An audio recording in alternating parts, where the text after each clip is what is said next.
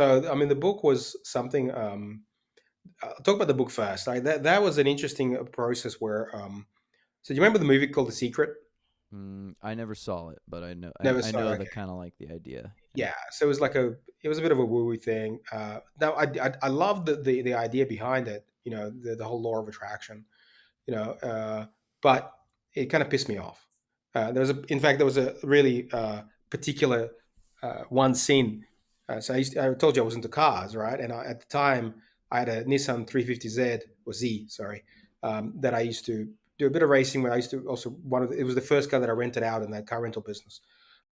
But and there's a scene in that movie where this guy is sitting on a like an armchair in his lounge room with a plastic steering wheel, dreaming up and imagining his dream car, which happened to be a 350Z. And I'm like, dude, really?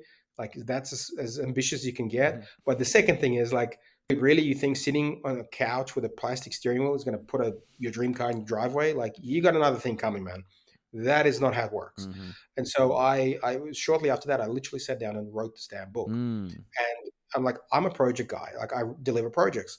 I have this experience with going from A to B, delivering whatever it is you want to deliver or a company wants to deliver. Why aren't people using that process to deliver the things that they dream about? Mm. And so I wrote this book called Practical Manifestation, which is forget the crystal therapy and mantras. Let's get real. Let's go. How do you go? How do you reverse engineer the entire like you want to? And so the book is actually about how to get a dream car, right? Because that was my process of how I got a Ferrari for free, right? Mm. And I got that through basically reverse engineering the entire process and then breaking down to tasks. And then the task I do today takes me one step further to the task I do tomorrow, which takes me another step further, et cetera, et cetera. And so the book is how do you break down very practically how you manifest things, using the law of attraction, law of allowing, all this stuff, right? Not from a very spiritual point of view, but from a like, well, there's plenty of books about that, and how to allow yourself to get these things. But once you allow that to happen, how do you actually make it happen? What is the one step in front of the other step in front of the other step that makes that happen?